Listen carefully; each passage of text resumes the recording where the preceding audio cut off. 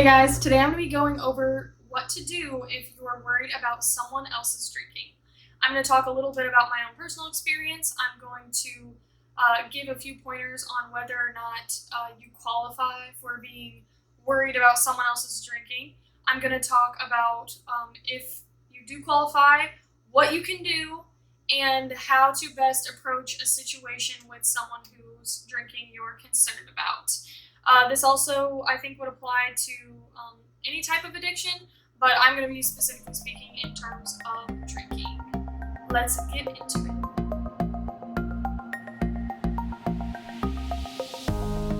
Welcome back to the Let It Begin with Carly YouTube channel. I'm Carly Montgomery, and I teach people how to let life begin with themselves.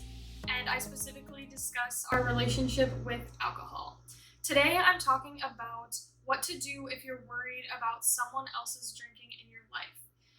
This is a pretty heavy topic for a lot of people because a lot of people don't feel comfortable discussing when they are bothered or annoyed or upset by the actions of another person, but specifically when that action is the consumption of alcohol. This can be a really hard topic to come to terms with for yourself, but also to broach with that person in your life whose drinking bothers you, because there is such a stigma around drinking and alcoholism, and you never want to imply to someone that you think they're an alcoholic. However, you don't have to be an alcoholic to have problematic drinking.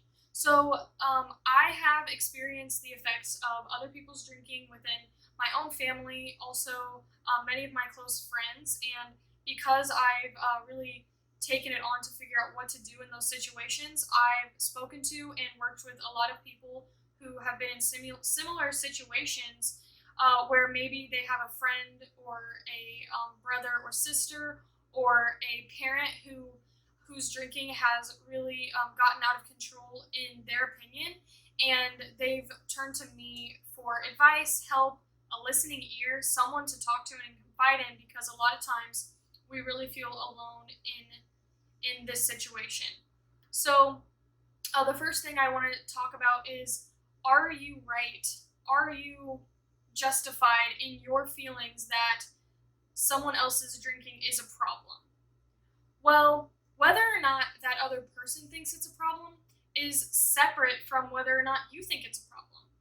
If you are bothered or uncomfortable or in any way upset or peeved by the drinking of someone else, you are entitled to that feeling. You are entitled to feel uncomfortable and to feel whatever's coming up. That is totally valid. You are allowed to feel that. And in doing so, you're allowed to take the next steps that I'm going to lay out and that I'm going to recommend. Now, understand that those feelings that are coming up for you, those are yours, and they're not the other person's. So before casting blame or trying to tell other people how to live their lives, first just get really clear on what exactly is bothering you about the situation.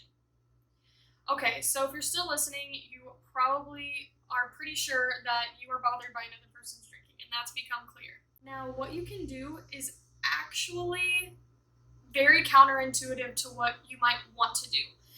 I know for me, I really wanted to lash out when things were in the heat of the moment. Maybe the other person's drunk, or they've caused a scene, or they've done something that's really just tipped you over the edge, and that's the time that you want to react and tell them how you feel and tell them how you've been feeling and what's been going on.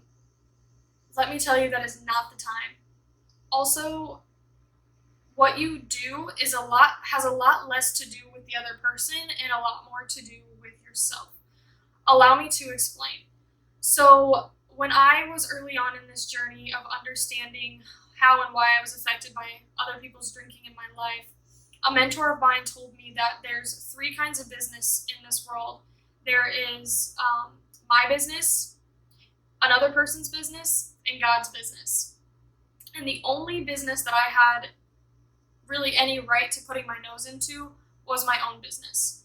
I don't have a place in other people's business, and something as big as how someone's life is going to unfold due to their decision to drink or not, like that's definitely God or higher power, or at the very least someone else's business and not yours. And so you have to look at situations like this, and really any situation in your life, and decide, what in these circumstances can I control? What is within my control? The first thing that is within your control that I really encourage people to use and do is self-care. Self-care for a situation like this looks a little bit different than bubble baths and massages. It can definitely be those things, but self-care really looks like creating boundaries.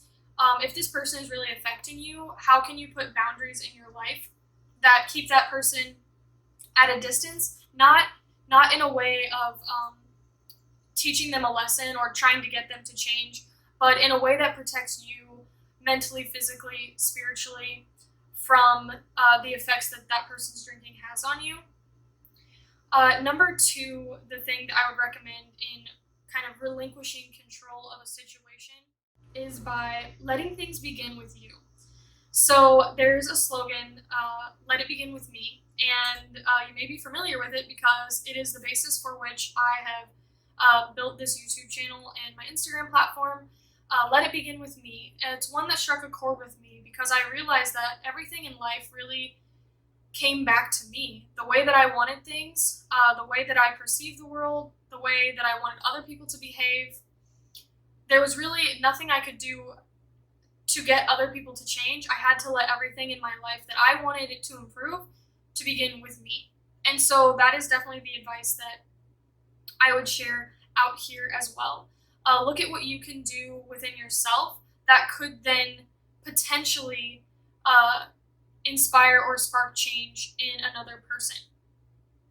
So, last thing I want to cover is how to approach a topic with someone who you believe has a problem with drinking or who has bothered you with their behavior. So I think the first thing that you have to go into any conversation with is love and compassion. You have to go into that conversation with just the utmost love for them, with respect. It's about respect. Love and compassion and respect. You have to go into the conversation with those things. And secondly, to having that mindset when you go into the conversation is detaching from all expectations. Do not expect to go into a conversation like this and someone to be like, you're right. I really do have a drinking problem. You know what? You're right. I'm just gonna stop drinking. I can't believe I didn't see it sooner. That's just not gonna happen, guys.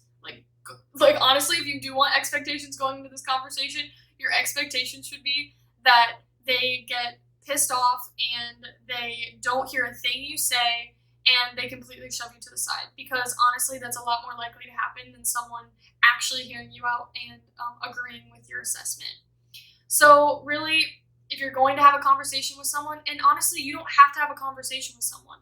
When you start to create boundaries and protect yourself from their energy, they're going to feel you pulling away. They're going to see what's going on, and they might come to you and say, hey, what's up? What's going on? But if you do decide to be proactive and have a conversation with them, come to the conversation, come to the table with love and compassion, and let them know that you just have their best interest in mind, and ultimately you have to keep your own best interest in mind by putting into place the things we talked about before. And again, no expectations, because chances are the conversation is not going to go the way you want it to. Now, best case scenario, it does go the way you want it to. That's awesome, but very rarely is that the case. All right, guys, the way I want to wrap this up is by sharing a couple of resources with you. So there is a program called Al-Anon, which is like a sister organization to Alcoholics Anonymous. And Al-Anon is a group built for family members and friends who are affected by someone else's drinking. I highly recommend checking out their literature. You can purchase Al-Anon literature at their website, or you can just go to like Amazon, and there's a ton of great books there. There's so many different books. I would just peruse through and see which one might apply to you. The other is adult children of alcoholics. So if the person who is a problem drinker in your life specifically is a parent, then there is an adult children of alcoholics group. I think it's affiliated with Al-Anon. I'm less familiar with that program, but they have a lot of great literature as well. Al-Anon also offers in-person meetings, just like AA, and you can also do online meetings or phone meetings, especially right now during quarantine, but they also have regular phone meetings as well. So if you'd like, I also offer that you can reach out to me directly by going to my Instagram and just going to my direct messages and direct DMing me. Slide into the DMs. A little bit different reason to slide into the DMs than normally, but slide into the DMs. You can let me know about your situation if you'd like, or you can just ask for recommendations or bounce ideas off of me, and I'd be happy to help. Always happy to discuss all topics on my channel, but this one specifically. So with that, thank you so much for listening. If this was helpful at all, please share, like, subscribe, comment what you thought. I'd also love to connect with you over on my Instagram at Let It Begin with Carly, or check out my website, www.letitbeginwithcarly.com. Thanks, guys.